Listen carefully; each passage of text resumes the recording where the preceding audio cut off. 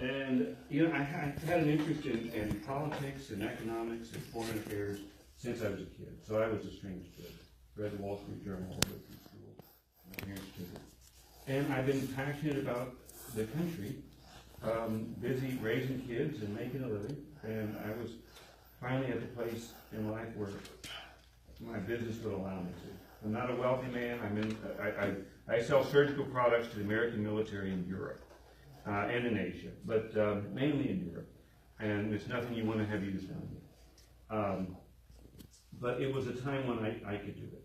And I ran against Lamar Smith, who has been my congressman the whole time. I'm from Bernie. And I just thought that there was a large difference between what he was doing and what he was saying.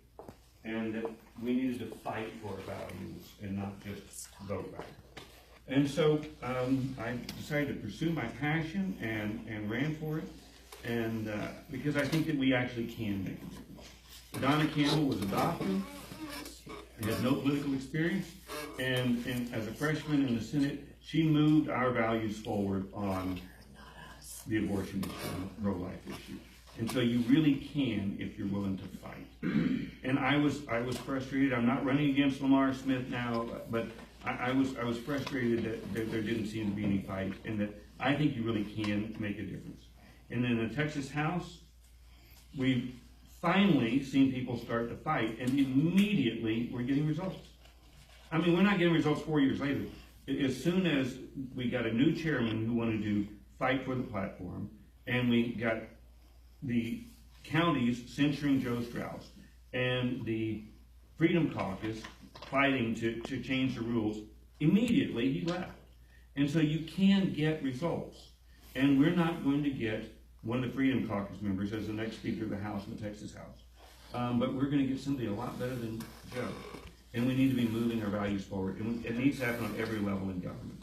So I am able to go to Washington.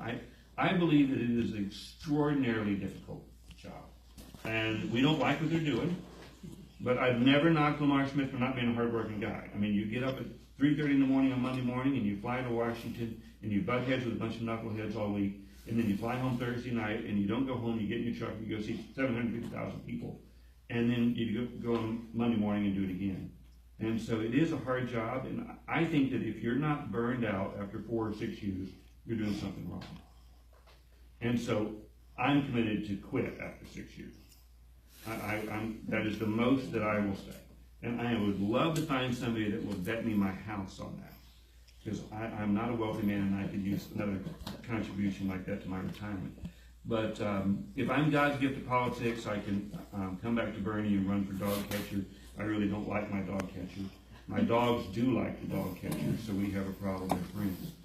But so I'm passionate about the country, and I think we can make a difference. We're at a place of crisis where people want change. 20 years ago, if you asked teachers, you know, what do you think about getting rid of the Department of Education? Well, they would have been up in arms.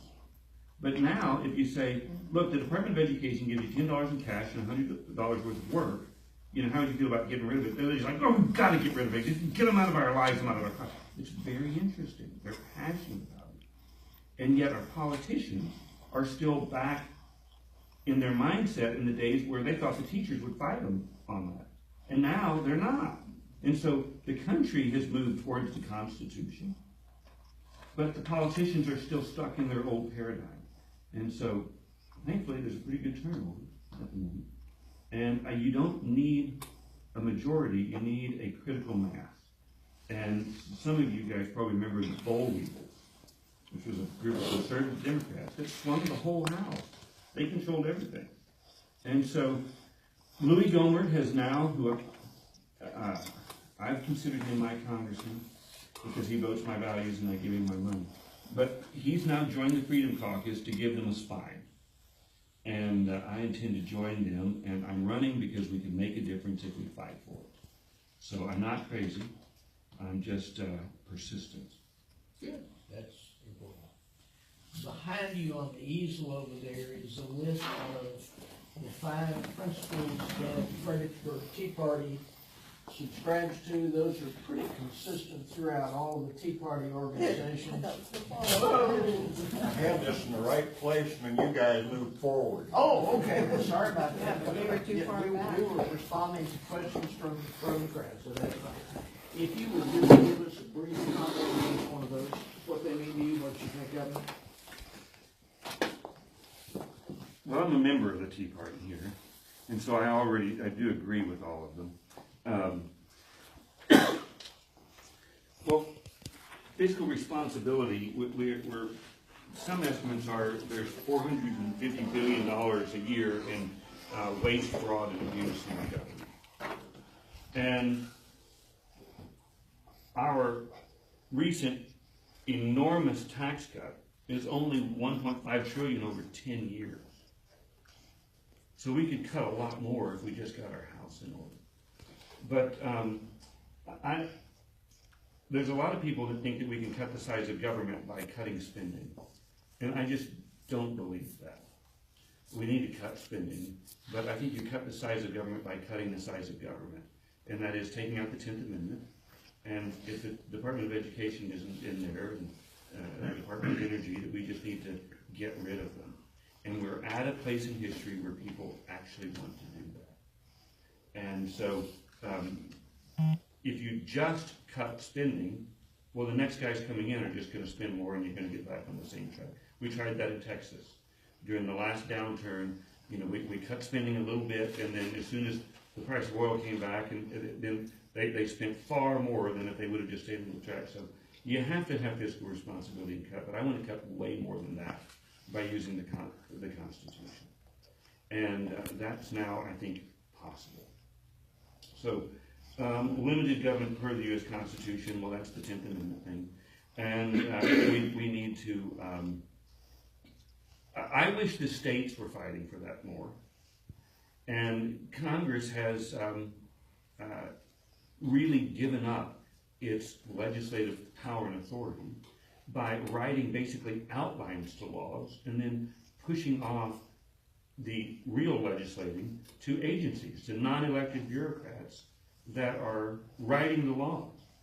The average American now, there's a book out, I think it's 2.5 felonies a day that the average American commits, because we're violating all of these laws made by bureaucrats.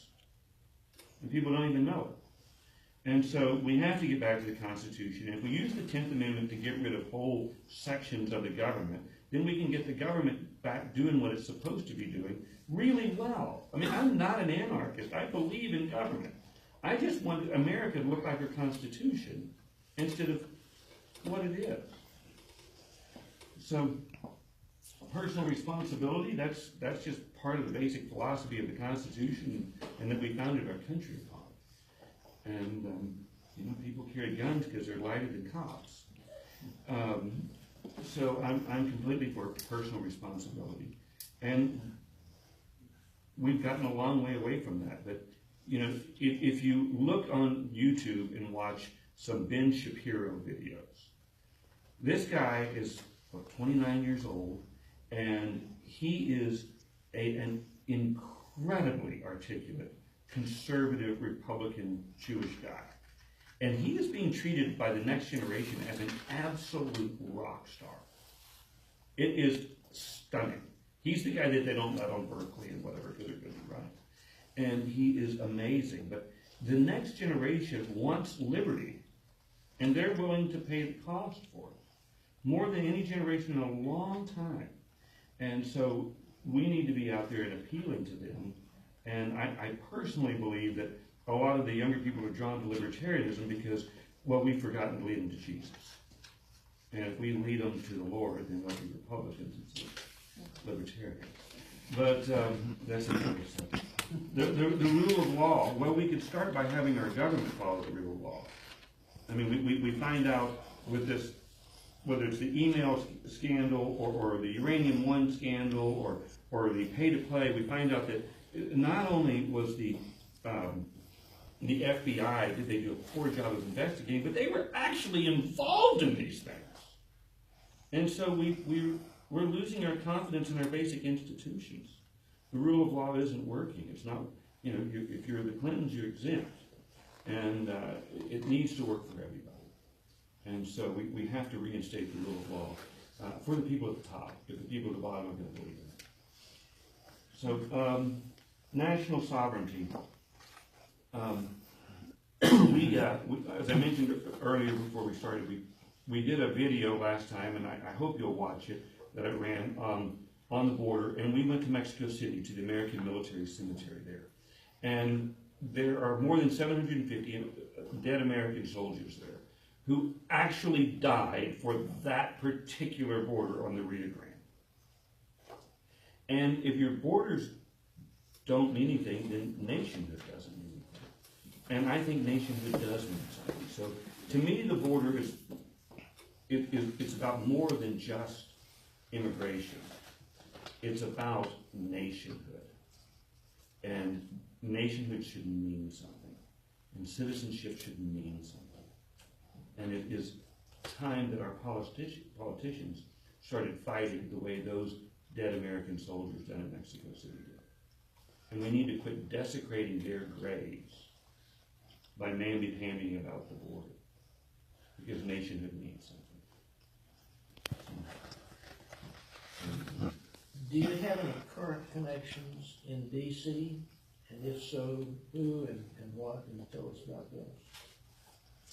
I mean, other than my congressman being there, and then congressman. No, I don't know anyone in D.C. I have no friends, no family members, no contributors. You mentioned Congressman Goldman. Well, I love Woody Goldman. Okay, but you don't really know.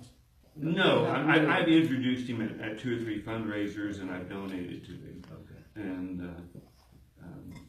I'm acquaintance of his sister. Okay. If you're elected, is there a group that you plan to caucus with, to hang with? Who are you going to be your buddies? Louis. Okay. No, he's the most conservative guy from Texas. I think he's the only one that gets 100% conservative rating. And I'll join the Freedom Caucus, especially now that he's a member. He told me that they've been after him to join, and he told Mark Meadows, I can't join. You guys are all over the map. I mean, you say you're the Freedom Caucus, and then you want to back McCarthy for Speaker. I mean, you guys are crazy. And Mark Meadows told him, if you join, you'll give us a spine. And so... A spy or a spine? Spine. Spine. Okay. A spine. Spine is in the backbone. Yes, the backbone. Okay. And so, there you go. We've had 7 years of promises from Republicans that we're going to repeal Obamacare. And it hadn't happened even then. What do you think your constituents want, and what ideas do you have regarding health care in the federal government?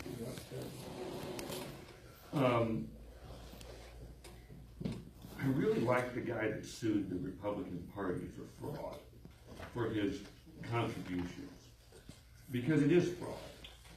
And there's been a lot of fraud, and that we're lied to. They tell us one thing and they vote another. And I think probably so far Mr. Trump's biggest mistake was believing Reince Priebus that he could actually get it done. And I think that in hindsight he should have said in his inauguration speech, I will sign absolutely nothing until you send me the repeal bill that you sent to Obama. And we'll have a 2-year workout, and after we get it repealed, we can all sit down and figure out a solution. And we're not going to get everything we want, but we're going to darn well get close to what we want. I believe that, and I'm going to answer your question in a kind of a different way. In the 1920s and 30s, the United States had communist and socialist parties. And those parties dissolved and joined the Democrats. And they gave them a powerful thing. They gave them a cogent, articulated philosophy. And they embraced incrementalism, and they've been on a march for 100 years. And the only other real balance to that philosophically in the United States would be libertarianism. But the libertarianism as a philosophy has been hijacked by a bunch of what I call political Pharisees, purists. And they say, well, you know, if you don't privatize that street in front of your house and get rid of that library and schools and go to the gold standard tonight, not tomorrow, we're not with you. But call actually fix anything. They're just hoping it all falls apart and then they can be right. But that's left the Republicans as being simply the opposition party. The party that wants things to be the way it was, but they don't even know why. And they've been practicing Henry Kissinger's policy of détente, incremental appeasement of the socialists to keep the peace. Just give them a little bit. And that's how the Republicans have gotten left to where the Democrats were 20 years ago. And so that's kind of how I see the world and where we are. And so the Republican establishment and the Democrat establishment have basically become a party. The establishment party. And they all really believe in big government. They believe that. I mean, I don't want to be too mean and pick on Lamar Smith, but at one point he had 6 subpoenas out to the EPA that they refused to answer. And then he voted to fully fund them. And he was the head of the committee. It's like, okay, these people aren't fighting. And so I think that the American people want someone to fight for our values.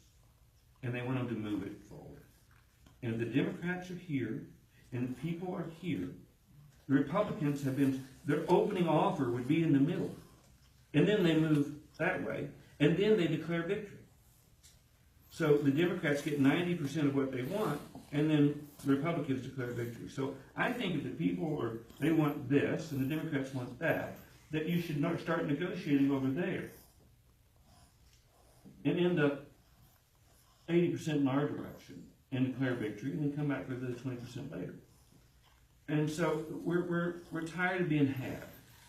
And that's why, another reason that I think that you should leave after 4 or 6 years, because if you're not exhausted from the fight, then you're not fighting.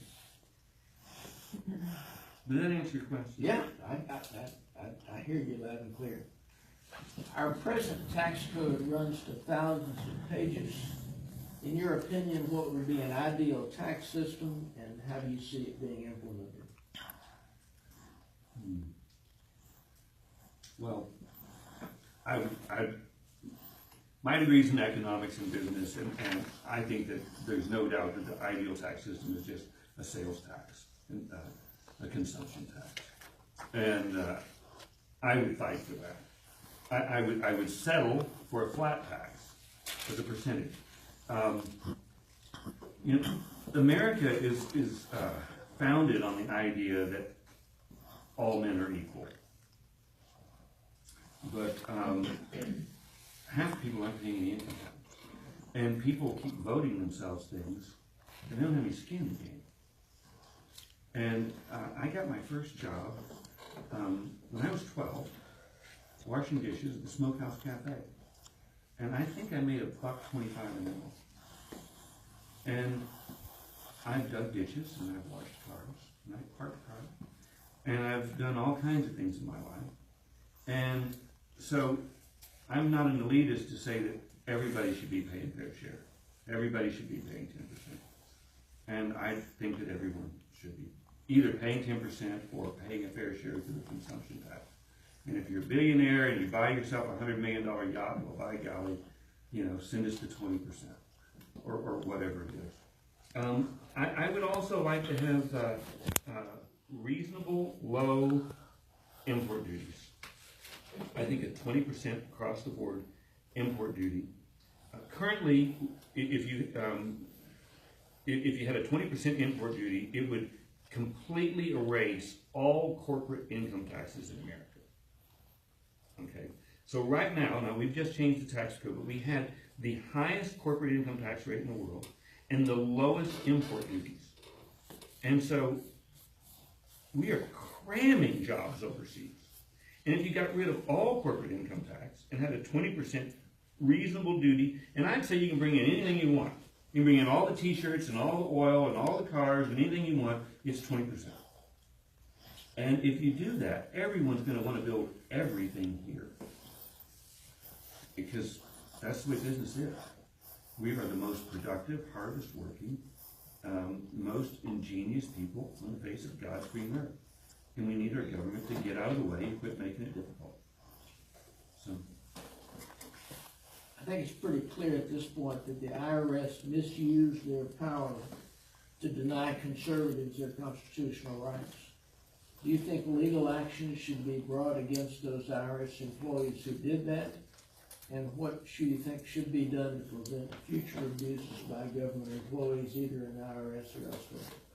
I'd like to see a constitutional amendment to declare it treason. Okay. Treason is defined by the Constitution. Okay. And if they're going to hold the gun of the government to our heads and then abuse us, that ought to be treason, and we should hang them. Congress has a tendency to pass legislation that applies to us, we the people, but then writes regulations that exempt themselves from that legislation. Do you think Congress should be held to the same laws as the citizens? For instance, the Stock Act. They were doing insider trading, and then people like us got upset about it. And so they passed a law that said they couldn't do that anymore. And then they gutted it and told the SEC they couldn't investigate it because it's separation of powers. And so now if you want to see what congressmen buy for stock, it's not online anywhere. It's not reported. You have to go into the basement, and there's a little place where they do their financial reporting, and you can find out what they've been up to. And I understand separation of powers, and that's a good thing, but this is taking it too far. And they ought to be subject to every single law that they have. I mean, to be against Obamacare and then sign up for it is absurd. And I mean, I myself am not on Obamacare. I use the Christian Healthcare Ministry, and that's exempt from it. But it's obscene that they exempt themselves from the laws. Members of Congress receive a salary much greater than the average American, as well as benefits like free health insurance and retirement plan. Should the citizens have a say in the salaries and benefits of their elected servants, or should Congress be allowed to set their own compensation and benefits as is the current practice? I'm pretty mad at Congress. And I put my money where my mouth is on that. And I'm a couple $100,000 as a man of modest means into this endeavor. But you can be mad at Congress, but being mad at them for how much money they make is just plain silly. They make $174,000 a year. They pay $40,000 in tax, and we tell them to live in two cities. One's the most expensive in the country. A one-bedroom apartment is $3,000 a month. And your superintendent of schools here in Fredericksburg probably makes $250,000 a year, considerably more than Congress. And there is nobody running around griping and complaining about how much he makes. And I guarantee you your football coach makes more. And so I think people need to get a grip on that. And that, we pay them less than we pay generals. There's 1,000 generals and admirals. And so that's not a popular position, but I'm just trying to be a realist. I have kids. If I have to rent a 2-bedroom apartment so I can have a place for my kids, it's going to cost me $5,000 a month. Now, I'm a blessed man that I have just paid off my home, so I don't have a mortgage here. But if I had a mortgage here and had to do that there, it literally wouldn't work. Donna Campbell couldn't run for Congress, and she would have won this seat because one of the reasons is she has a 12-year-old child, but how could she afford it? If she has a mortgage here and a mortgage there, you literally can't afford it. And so I think that they either need to build an apartment complex and give everybody a 2-bedroom apartment, housing, whatever, or they need to give them the same housing allowance they would give a colonel if they send him to Washington. But I think that the problem isn't. I met one guy and he said, "Man, I'm a contrarian. I think you ought to pay them $1 million a year so that anybody can shut their business down and go, and they ought to have 2 terms and that's it, and there ought to be nothing else." I'm like, "Well, that's an interesting thought." So, no, why are we complaining about that when nobody complains about what the superintendent of school makes? Should federal employees enjoy health care benefits subsidized by the taxpayers? The average federal employee now makes with salary and benefit $126,000 a year. And the average non-federal government employee makes, I think it's $63,000 a year. That's more than a little out of whack. I personally would like to be involved in the crashing of the Washington D.C. housing market by firing a lot of government employees. You know, there are 70,000 government employees working for the Interior Department in Washington D.C., and I frankly don't care what they're doing, and I'm tired of paying for it. And we need to give the land back to the states and set up a true Department of Indian Affairs and give it to the Indians, and shrink the government and shrink what they're getting compensated for. But if you, that's in general. Look, if you work for IBM, you get health care. And so we're going to keep paying for health care. I mean, it's just not going to happen that we're going to get rid of that. I want to get rid of a lot of those people. And I'm really shocked that the president hasn't reversed John F. Kennedy's executive order allowing for the unionization of government workers. But what's wrong is that we've got the government on both sides of this bargain with our money. So. Been a rash of recent accusations about sexual harassment. The Congressional Office of Compliance released a report identifying a fund established for awards and settlements. This slush fund uses tax dollars to make accusations against members of Congress and or their staffs go away. What's your opinion on this they play, we pay practice? It's evil. And not only that, they set it up, that fund up as a permanent fund, so it's not in the budget. They have a number of permanent funds that don't show up in the budget every year. I want to read a little bit more about that. No, it's just that they are exempting themselves from everything. They are above the law. They don't show up for debates against their opponents because they're above the law. They're above the people. And we are a problem. We've been treating them like they're dadgum royalty and let them get away with it. And the people need to start being citizens and pitch them out. Give us your evaluation of the current leadership in both houses of Congress, McConnell in the Senate, Ryan in the House. Well, Paul Ryan had a long and illustrious career in the private sector. He worked for 1 year for the family business. And so he's been his whole life in government, and they just believe in big government. And Mitch McConnell is the same. And I'm tired of the lies. I'm tired of them patronizing us and telling us, oh yes, we're for you, small government, yes, yes, yes, you know, repeal and replace. And they're committing fraud. They're not for our values. And they're not for the Constitution. They're not fighting for it. And they need to go home.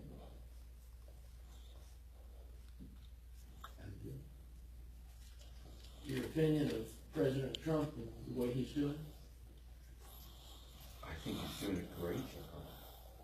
I think that he's keeping his promises. I think his foreign policy is awesome. Kim Jong-un picked up the phone for the first time in 2 years this week, right after the president was roundly criticized by the Clinton News Network because he mocked the guy and let him know that he's unpredictable. And I think that your enemies need to think you're unpredictable. We were totally predictable in our policy of appeasement of the North Koreans for the last 20 years. And we've been absolutely predictable in our policy of appeasement to Iran. And this is what you get. the situation that we found ourselves in. So I think he's done a great job. Like I said, I'm disappointed that he hasn't repealed JFK's executive order allowing for the unionization of government workers. I thought that was one of the first things he should have done to really change the direction of the government. Repealing, rolling back regulations, he's just done a great job, and I applaud him all the way around. More of it. Outside of politics, who is your greatest inspiration, greatest influence? Well, I don't want to be sound trite, but I'm an active Christian, and I try to spend time with the Lord every day alone. And I certainly say the Lord. I've had a very close relationship and a good relationship with my parents. My mother's now deceased, and my dad's remarried, but he had a tremendous impact in my life. And I've been blessed. I keep a list of all the men that the Lord has brought through my life who've mentored me and spent time with me and spoken into my life. And it's very difficult to pick one person. Special investigations, like the special counsel, the value, the purpose, and effectiveness of all this that's going on. Special prosecutors.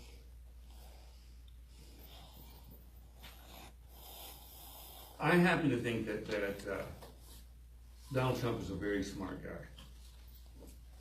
And that I think part of what he's doing by allowing the situation to develop the way it is I'm wondering at least if he had just fired Mueller and said you're biased and incompetent, there would have been a lot of blowback. But from everybody thinking, well, maybe he is covering something up. By letting things go the way they are, I think what he has, the benefit of this has been that the American people over a more controlled period of time have little by little come to the shocking conclusion that our institutions are utterly corrupt. And we knew that about the IRS, but by letting things progress the way they have, I think even the Democrats are realizing, okay, the FBI is corrupt.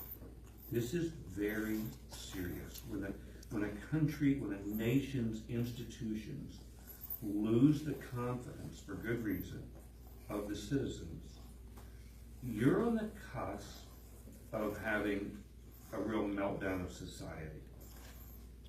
And so, I think Mueller he's a part of this mess.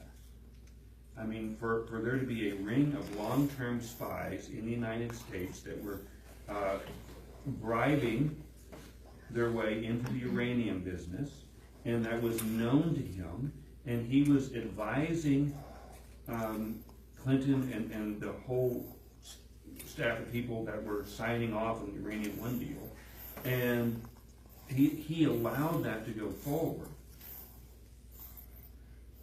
Then he's part of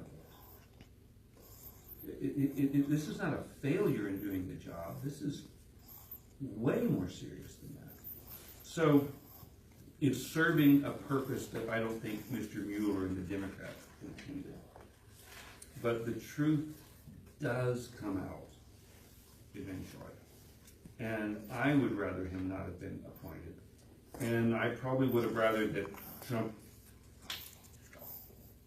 appointed a special prosecutor to look into the Clintons. But that indeed may be coming on, not as fast as we wanted, but on a more measured pace that's really going to have more impact than if he'd have just sent the guy in. It would have looked like political payback, which is a serious thing. Immigration laws. you know, in a lot of ways been ignored for decades. What do you see as the weak points of our present immigration system, and what do you think we ought to be improved and strengthened? Secular liberalism. That is the true enemy of our nation. We've been told that nothing matters. And a boy isn't a boy, a girl isn't a girl, and a border isn't a border, citizenship doesn't matter. And so we've been lulled into complacency as a society that it really doesn't matter. We're citizens of the world. And that's just a bunch of rubbish. Our Constitution is based on one central nugget of truth, and that all men are sinners, and none can be trusted with power. And when you get away from that, everything's up for grabs. And so, immigration policy is just a symptom. And it's a bad one, a serious one. And it needs to be addressed immediately. And we need to address it in the full knowledge that it means more than just keeping people out from other countries. If you go into Mexico without a visa, it's a felony. And you're going to get to visit the inside of a jail where you have to provide your own food. And so Mexico respects itself. And it's as though we're going through a teenage phase in our own history where, nothing really matters.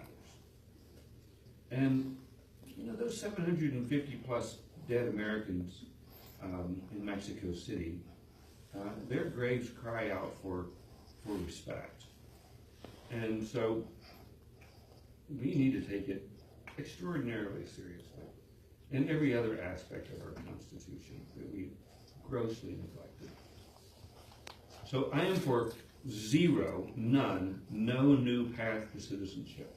We have a really good path to citizenship, and it runs right through the U.S. Embassy in Mexico City and Tegucigalpa. And so, if what we're going to end up doing with all the illegals here, you know, as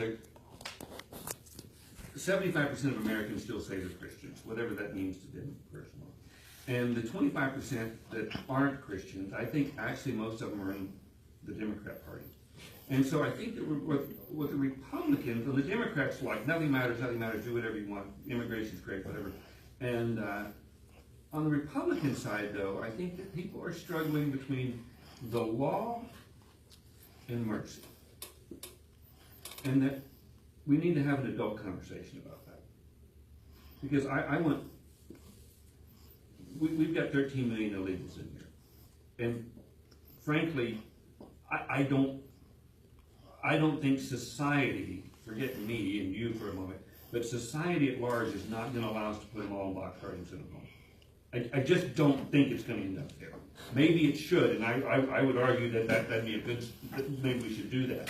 But is it going to happen? So we're going to end up having a discussion, what are we going to do with these people? I mean, already the president's saying, we'll trade you a wall for DACA.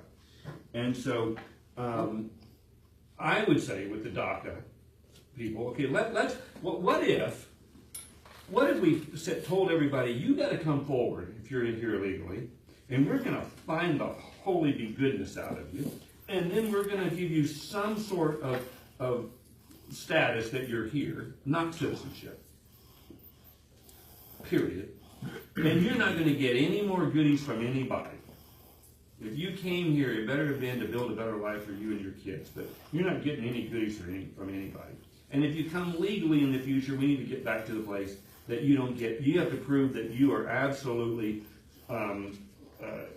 not going to be a liability to society. So you had to be sponsored before, and the people had to prove that they had the money to take care of you, the means.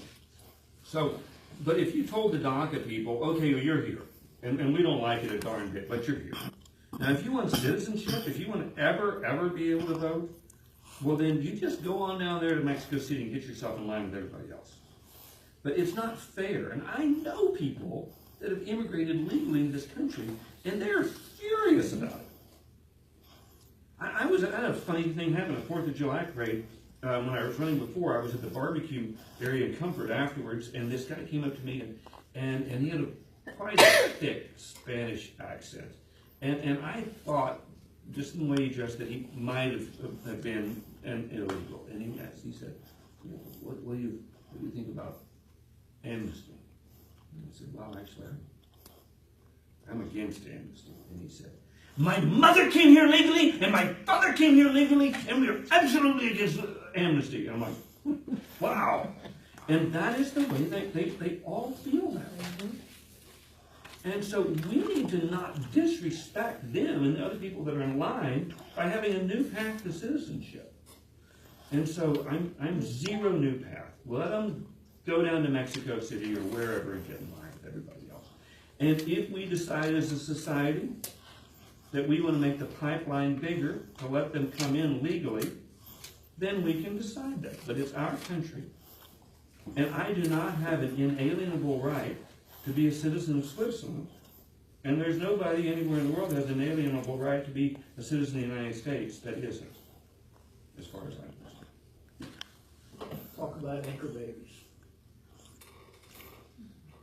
I think that that's a misapplication of the constitutional amendment to allow slaves to be citizens. I'm sorry, what was your question? Anchor babies, the policy where any baby born on U.S. soil automatically gets U.S. citizenship. It's Sorry, never I'm really trying been. to turn it up. Yeah, I've had a hard time It's hearing. never, I'm sorry. well, let's turn this way more, huh? But it's never been, my understanding, adjudicated. It's never gone to the Supreme Court. And I think it's to give citizenship to people who just are born. Well, it's practically a tradition now, and everybody thinks it's the law. But I think it's a misapplication of the constitutional amendment that was intended to give citizenship to slaves. Tell me about Article 1, Section 8 of the Constitution. And if you need a copy, I've got one right here. But I suspect you don't. Remind me. Okay. It's been a long day. I was at the I court. hear you. Let me get over to the right. Okay, here we go. Article 1, Section 8. I know, it's tough getting old. You gotta wear glasses to read up close. I'd have to wear this beat anytime now. My kids might find me. Should I hold your phone for you, Dad, over here? Oh. They're gonna take care of me, I don't know.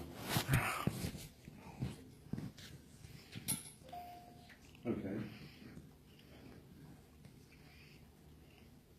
What's your question? What do you think about Article 1, Section 8? What is your understanding? What is your interpretation of that section? Are you talking about the naturalization part, or I mean, there's a lot of things in this. Okay. I think what Article 1, Section 8 does is enumerate the powers that the federal government has. Oh, I thought you were, there was some particular part of it, we were just talking about immigration. No, And part of this is natural, rule on naturalization. No, I'm sorry, I threw you a curve there. No, I just didn't Article understand. 1, Section 8, not particularly with respect to immigration, but just, why is that in the Constitution? What does it do, that whole section? Well, I think that goes hand in glove with the 10th Amendment of what the government has the right to do. And it only has the right to do those things. Power emanates, our rights are given to us from God. And we as a people have decided to give certain powers to our government because we're not anarchists. And anarchy doesn't exist for more than a moment, and then you get attacked. And so we decided to give certain powers to the government, and I think that they've gone berserk with them, and we haven't stood up with them. So, and I think that when we got rid of senators being appointed by the states, that's when everything went to hell. Because the Constitution is like a very complicated mobile over a child's bed.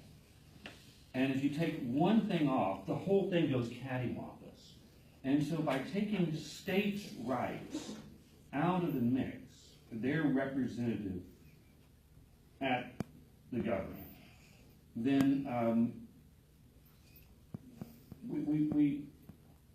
that was practically a death knell to the idea of republic and of a federation of states. And we're supposed to be the country of Texas inside this larger group, and we've ceded that. And when the states did it, well then, how do the individuals come back? And so that to me is the root of all evil. It really wasn't, some people think the root of all evil was the income tax, but I think it was giving up the, and I would love to see a constitutional amendment to have the states back at one, because they need skin in the game. I'm completely against drugs. I was raised by parents that are absolutely against drugs. But it's very interesting to me that Colorado and now California have legalized marijuana, but the federal government says is wrong. Now that's interesting to me, because if they can do that, and if 73% of the Texas electorate is against gay marriage, well, why can't we step up and say, no, we're not doing that here? And so, you know, it was the Democrats who seceded last time because they were insisting that blacks weren't humans and they wanted to keep slavery. And now you've got the Democrats sort of at it again. And they're the ones standing up for states' rights. And I think it ought to be the Republicans doing that. Not for marijuana. But we ought to be saying, no. It's not in Article 1, Section 8. It's not in the 10th Amendment. You know, just go away. And we're at a place where I think the far left and the far right, I mean, okay, 2 years ago, you wouldn't have been a nut in this group if you'd have said, look, I think we should secede. I've had enough. Well, now you've got the left saying that. And the right 2 years ago was saying, look, we need a convention of states in order to stop this runaway federal government. And now the left is saying that. And so the interesting thing about that is it's becoming common and normal in thought that America wants to get back to the Constitution. The people on the left and the right. So we have a brilliant opportunity to actually do some of this if we get rid of the knuckleheads in Washington that want to just keep the status quo. But maybe I digress. If you are elected, you will undoubtedly be subjected to pressure from lobbyists, members of your own party, and of the opposite party to support legislation that runs counter to your beliefs and principles. Tell us how you propose to maintain your integrity without prostituting your principles. Well, unfortunately, Angela Smith has my cell phone number.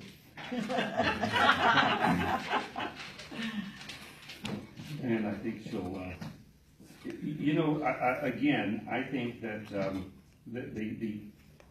the single concept behind the Constitution is all men are corrupt and none should be trusted with power. That's the deal. It's the nugget behind Christianity. It's the nugget behind our Constitution. So, am I a sinner? Absolutely. And I think that the longer you're up there and the tireder you get, the easier it is to start doing what's legal and wrong. And that's one of the reasons I'm concerned about all these people that are running for office in this district who don't live in the district. Because it's legal and it's wrong, but they're saying, no, it's okay. Well, what else are they going to do when they get to Washington that's legal and not right? You know, if we send them up there and starting with that. So, you know, I'm a Christian and I have to live with myself. And I'm not going because I need a job. You know, I'm not one of these guys that's been a political aide my whole life or involved in politics. You know, I had 50 different people ask me multiple times, some of them in this room, why don't you run against Doug Miller and you can build your political career? And I told them, I said, what part of I don't want a political career isn't clear?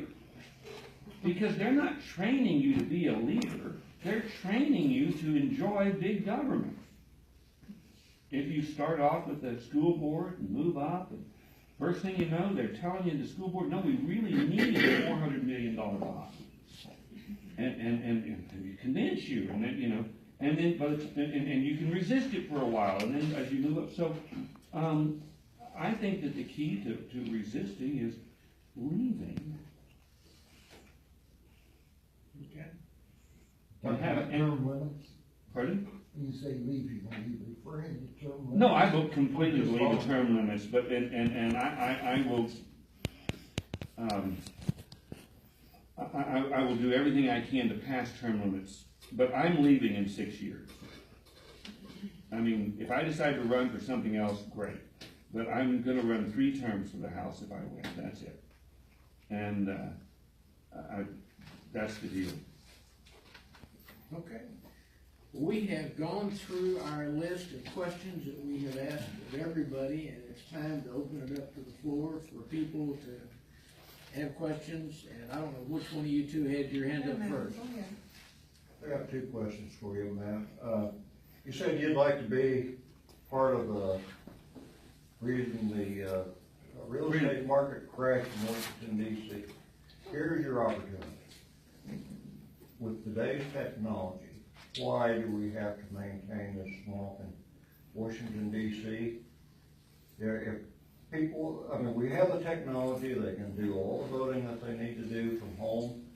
They would be here and work with the people that they supposedly represent. And so there's really no reason to have a DC. And you can move different agencies out, you know, put one in Dallas and one in Houston and someplace in California, or if they're still a state. But, it seems to me like that this is an opportunity to put our technology to work. My second question is, Okay, I'm not very smart, I'm real tired, it's been a long day, so let me answer the first question, then I'll take your second question.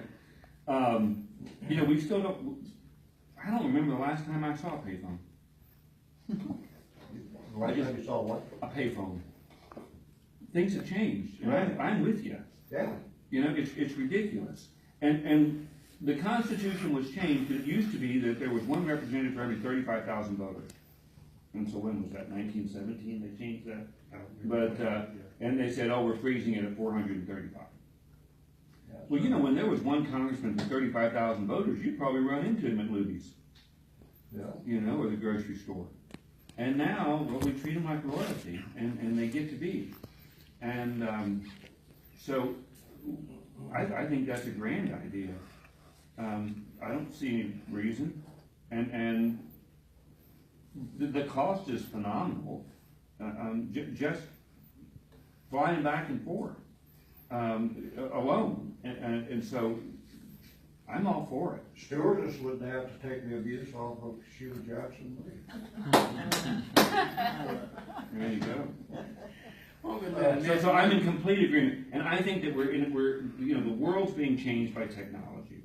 You know, I have never had an office. I work out of my home, and I have people that work for me, and they work out of their homes, and that's the way it's done, you know, today. And so I don't understand why we have to have it set up the way, and I think that the people are ready for real revolution in the way government's delivered. And I'm in complete agreement with you. let's let Annette do her question, we'll come back.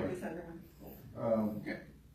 Give us your opinion about the UN, its overall political objectives and its value as a peacekeeping mission, and the cost to the U.S. citizen versus the value received. I think the value received is asymptotic to zero. Continuously approaching, never quite touching zero. I'd like to get us out of the UN and the UN out of us. Yeah, I have no use for it. They haven't done anything for it. It's a useless body. I believe in NATO, but not the UN. Matt, you mentioned living in the district. What 3 things would you say are unique to you that you would bring to the representation of these people that no other candidate can offer?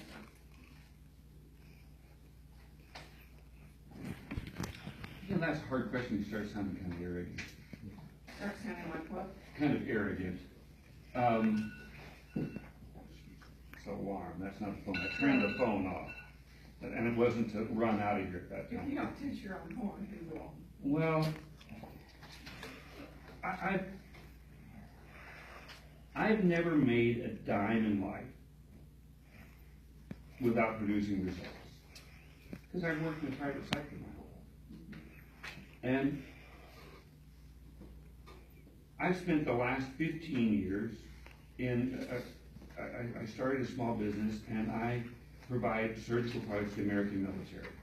And for 7 years I had an apartment when I started the business in France, and I went back and forth. And my residence was still here, but I was basically 4 weeks on the road and 2 weeks here.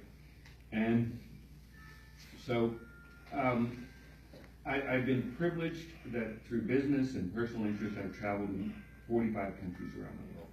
And the world is very small. And Congress has to deal with worldwide issues.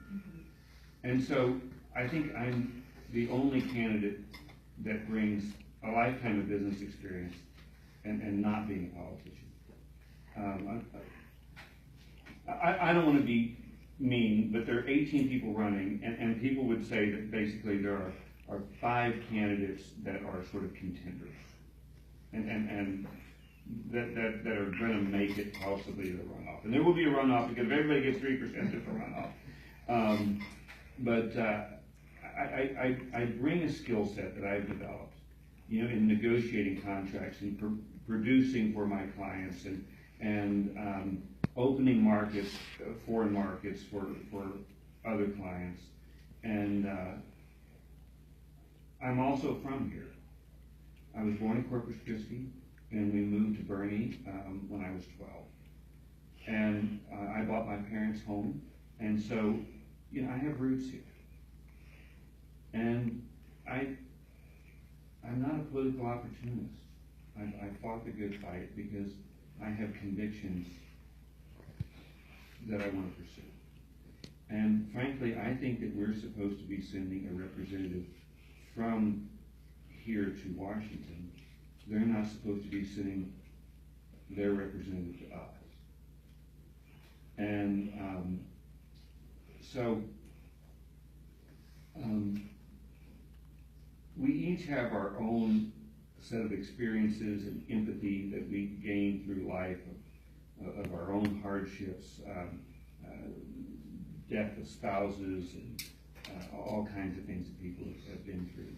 And so, I think I'm on the one hand, I'm a very passionate man, and I had a guy come up to me this week, and he at the Tea Party in Bernie, and I joked with him because he actually is a friend of Lamar Smith's. And I said, "Are you going to support me this time?" And he said, "Yes." And I said, "Finally, before we both die." And he said, "And I was wrong about you." He said, "I thought, Matt, you were angry. And you were an angry guy, and that wasn't right." And he said, "I've seen with Trump, we need somebody that's willing to fight." And I said, "Well, Bob, I appreciate you saying that, but I think sometimes people mistake anger or passion for anger. And I'm not an angry guy. Now, I can get pretty angry. You hurt one of my kids, and you're going to see me really, really angry. And I'm passionate about our values, and I'm sick of being lied to about it. And so I'm not a tinkerer. I want to see big change. You know, I'm not gonna brag to you that, cause I've been in politics, that, you know, I've worked hard on the border that's wide open. I mean, come on, what are the results? And so, I'm about results. And I think that that's, different. And, I don't know. You should, I'd like it if you asked other people that question. Instead of me, other people that know me. The opioid crisis has been revealed heavily lately. Our son died from an opiate overdose 3 years ago almost. What do you see as a fix for this horrible drug problem in our nation, if there is such a thing as a fix? I sell surgical products, and most of them go to orthopedic doctors. And I was talking to an orthopedic doctor actually about 3 years ago, and he was talking about at the AAOS, the American Academy of Orthopedic Surgeons, that the largest breakout session, and it was overflowing, the very large ballroom, was on opioid addiction. And that by far, orthopedic surgeons are the number one cause. By far, they're the number one cause. And so it is an enormous. And so I think that it's largely a medical problem, and that the doctors are causing it. And people can talk about easy and simple solutions, but I think that it's probably already waning, because the surgeons are becoming so aware that they're the ones that caused it. Because they give somebody pain pills and it's all good, and then they don't see them anymore, because they go somewhere else to get the pills. You know, and if they kept coming back to that doctor, and he's like, no, you need to work yourself off of it. Okay, doctor, I'll try. And then they don't come back because he said no. And so he doesn't put two and two together that, you know, oh gee, that obituary in the paper is because he wasn't careful. And they often give, I've had them tell me they give the strongest medication because they don't want to get called on the weekend. And they start with that instead It of. starts with that, and then the addiction develops. Yeah, absolutely. It's horrible. But instead It's of horrible. starting with Tylenol with codeine, you know, they start with. Percocet.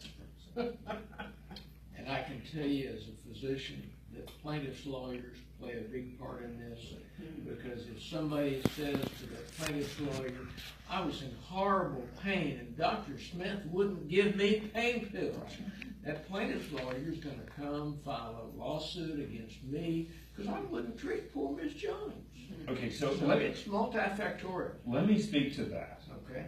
and to sort of philosophy about legislation.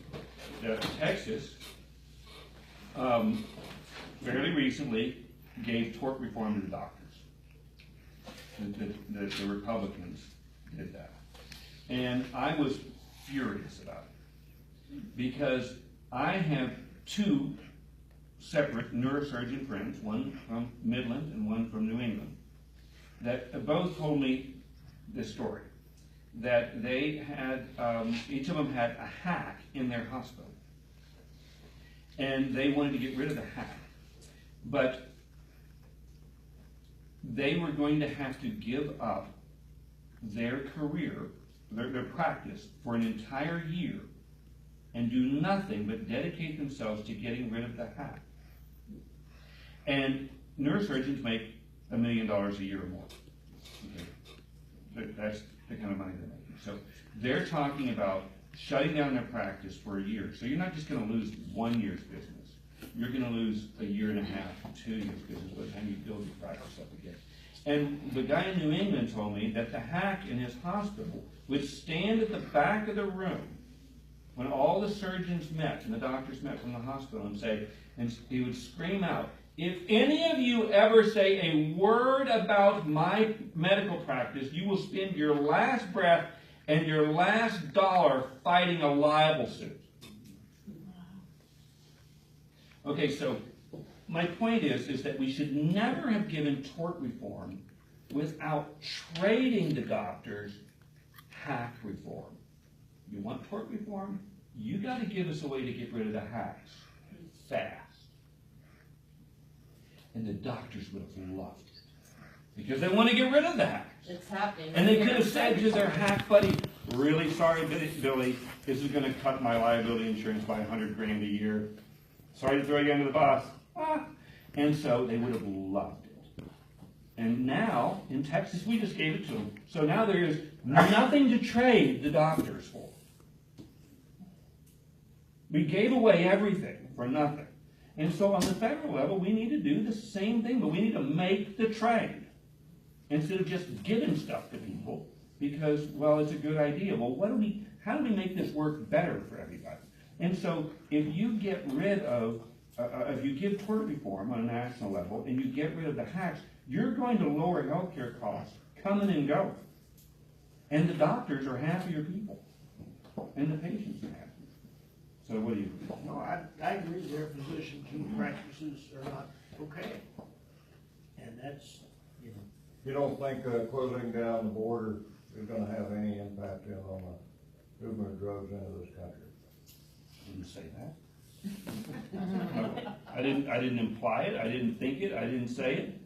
And I don't think it. Of course it will. Okay. Of course it will. But we need to also look at where's this thing, and you know, she asked a specific question. Where is it getting started? Now Switzerland does an interesting, doctors now. Switzerland does an interesting thing on heroin. They give heroin away for free to heroin addicts. And it has gotten rid of heroin addicts in Switzerland because there is no financial incentive to be a dealer. Makes sense. I mean, that's a pretty interesting idea. And when you go to the park in Lucerne and you sit in the bus and look at the park and there's these people all spread out there, strung out on, this was 20 years ago when I was there. They're not doing that. They're not doing that anymore. They had the park and everybody was Yeah, out there but shooting now up in the park and they let them do it. But drug addiction has fallen radically in Switzerland because there's no financial incentive to be a dealer. So I'm completely anti-drugs. And I think it's time that we have an adult conversation about, well, how do we get rid of them? Because this war on drugs that we're doing really isn't working. I mean, the price of pot's lower now than I guess what it used to be, and the price of coke hasn't gone up. And so why don't we figure out how we can really have a war on drugs, you know, that doesn't just build up new bureaucracies and spend trillions of dollars? How do we get at, and so we're America, we're innovative people. Let's have adult conversations about how we can really get things back in order. Yes, sir. You brought up several things, including about the drug. Now get back to the judicial system. Yes.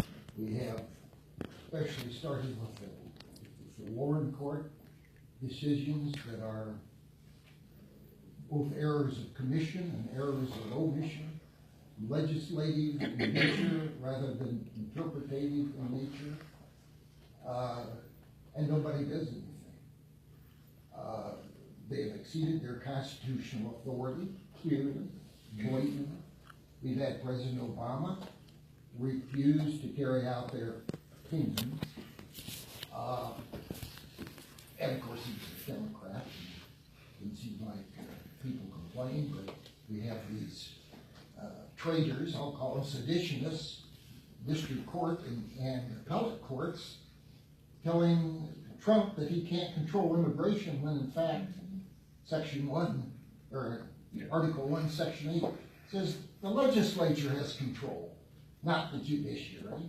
And the law as written to enforce that says the president can deny the admission to anybody and deport any non-citizen without giving a reason, if he considers it in the interest of the United States.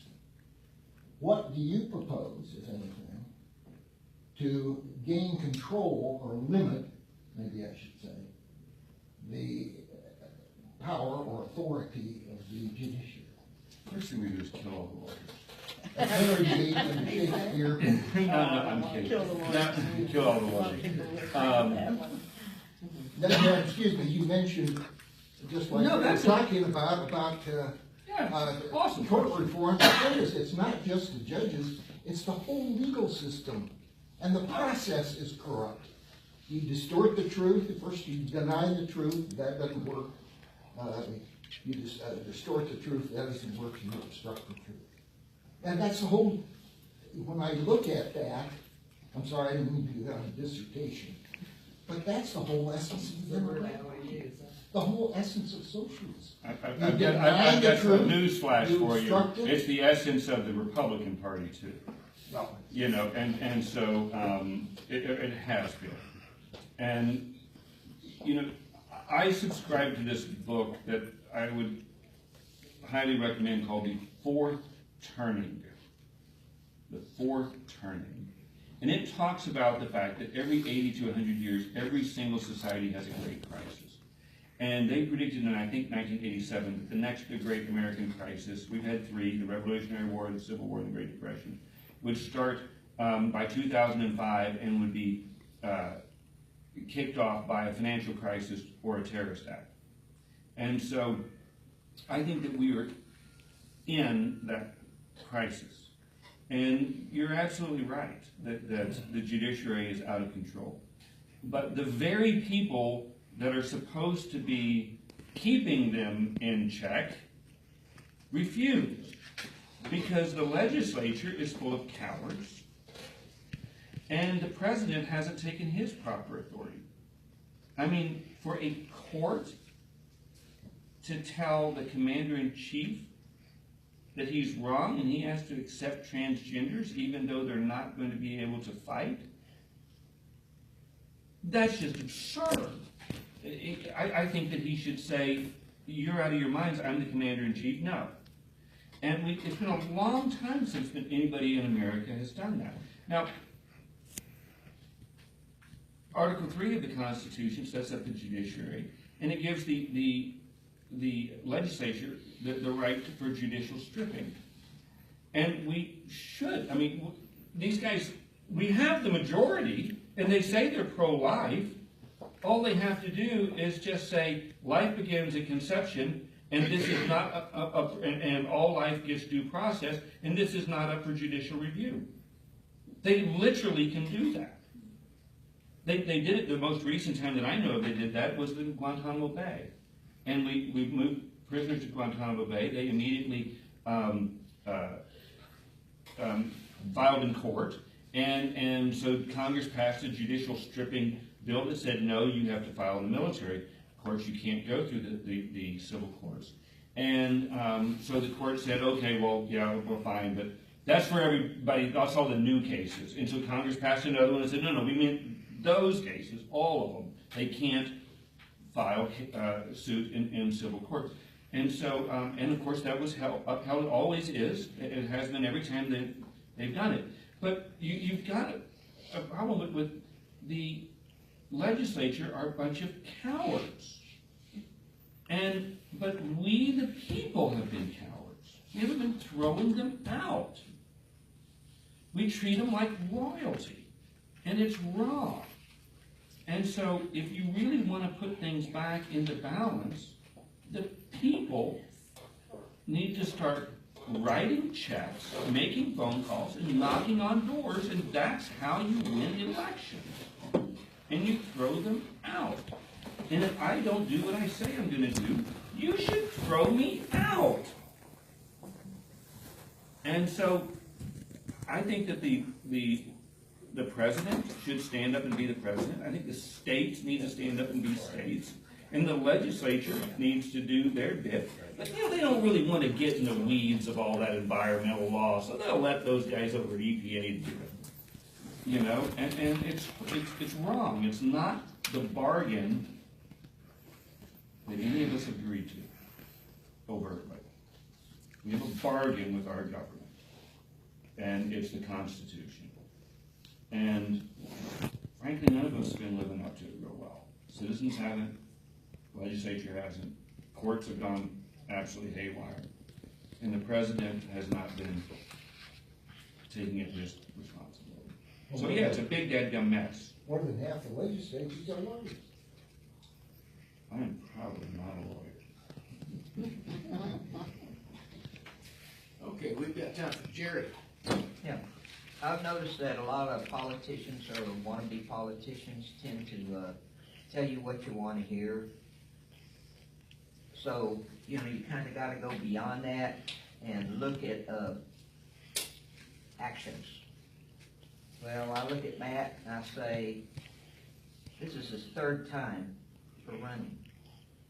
That shows me he's got persistence, and that's what you need in this fight that we have going on.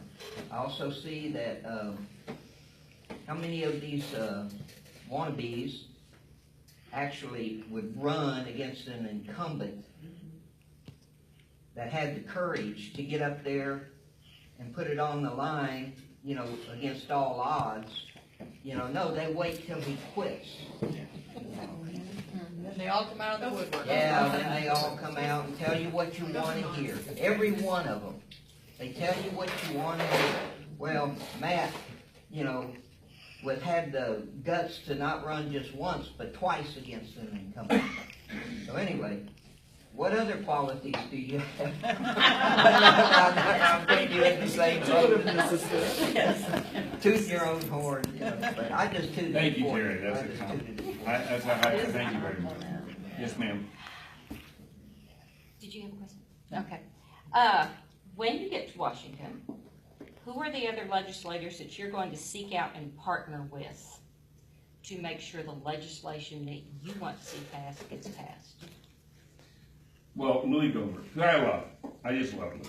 I mean, I've met him a few times, and I've donated where I could to him. And he's the most conservative guy from Texas. It would be a high privilege if I could get to know Ron Paul, who's now retired. Because I think he's kind of nutty on some of the things, but by God, he loves the Constitution in this country. And I appreciate he fought the good fight a long time. And so the Freedom Caucus, absolutely. I'd really like to get to know Thomas Massey.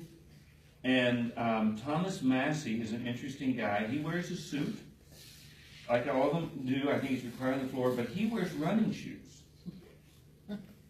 And he wears running shoes because the speaker can walk onto the floor and squint real hard and say, looks like we have a quorum. By acclamation, you know, let's pass this vote. Yeah, all these, yeah, that sounds like it passed. And there can be 2 people in the chamber. But if a member comes onto the floor and screams out, roll call, by God, they have to have a roll call vote.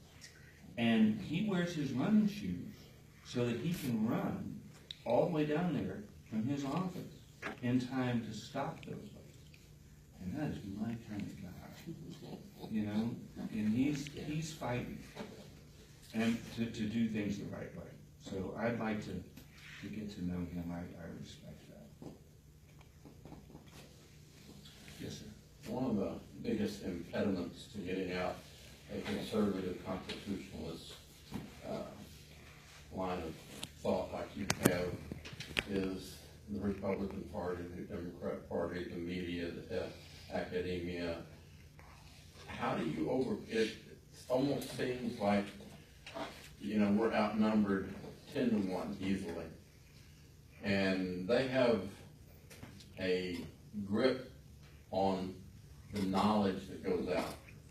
You know, when you talk to too many people who go in and vote, and they get their information from The View and MTV. You're reading The View now? I don't. Or watching The View? I don't even have a TV. I don't watch anything outside what goes on my DVD player. I've never even seen The View, and have no interest in it. But you know, there's this huge. They've been building up for over 100 years to control academia and all these minds. We have huge wall to overcome. Yes, but you know what? God put it in the human heart to do. They're made in the image of God and they want to be builders. And people want to be called out to be moral. And we need to build the party and we need to start persuading people. You know?